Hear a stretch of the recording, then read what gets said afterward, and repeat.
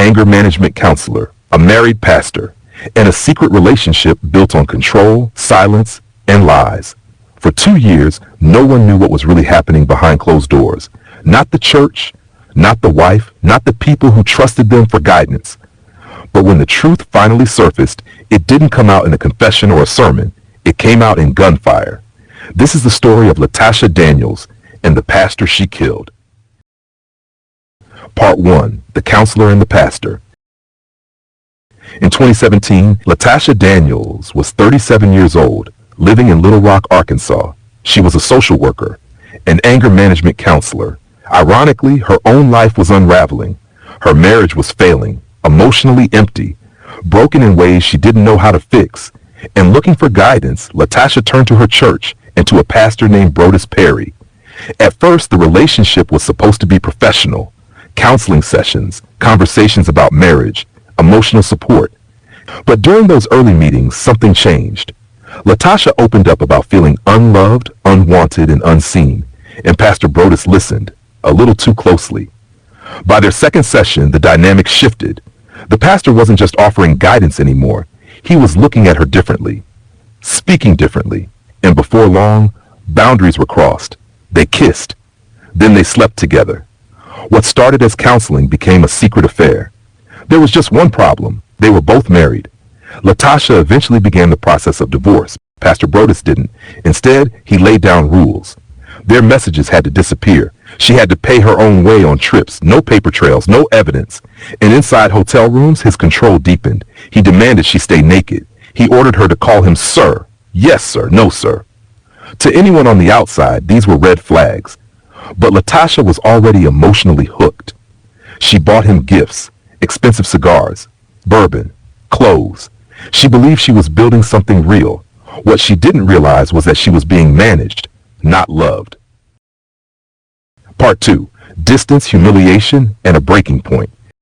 In 2018, everything changed. Pastor Brodes accepted a new position at a church in Tennessee. He and his wife Tabitha packed up and moved. Latoshia stayed behind. They tried long distance. At first it worked, but by 2019 something shifted. Brodes became colder, distant, detached. When they finally met again in a hotel, it wasn't romantic. He was rough, dismissive, emotionless. That night shattered Latoshia. Overwhelmed, she obtained a gun and returned to the hotel room, planning to take her own life in front of him, hoping he'd finally feel the pain she felt. Brodes talked her down, took the gun away, and shortly after, he ended the affair. Not in person, not with an explanation, with a disappearing text message. Latoshia was destroyed. She bought another gun, drove toward a park, planning to end everything. But on the way, she changed her mind. She wanted answers, closure. So she drove from Arkansas to Tennessee and went to a cigar lounge she knew Brodes frequented. He was there. What they said to each other remains unclear.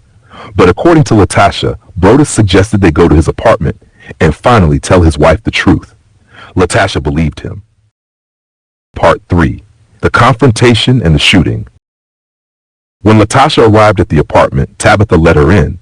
Tabitha had no idea what was coming. The two women talked casually, caught up, nothing unusual.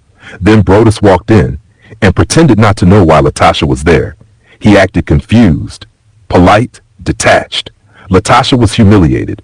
As the tension grew, she decided to leave and asked Brodes to walk her out. He refused. Instead, he offered his wife to do it. That was the moment everything collapsed. Latoshia pulled the gun from her jacket and screamed, "You broke my heart." She fired 5 times. Brodes Perry was killed. She then turned the gun on Tabitha and shot her in the shoulder. Tabitha survived. Latoshia didn't flee. She stayed in the apartment considering suicide until police arrived and arrested her. At trial, the affair, the control, the secrecy, all of it came out. Latoshia Daniels was convicted of second-degree murder and attempted reckless endangerment. An anger management counselor who couldn't manage her own pain. A pastor who abused trust and authority, and a secret relationship that ended in death.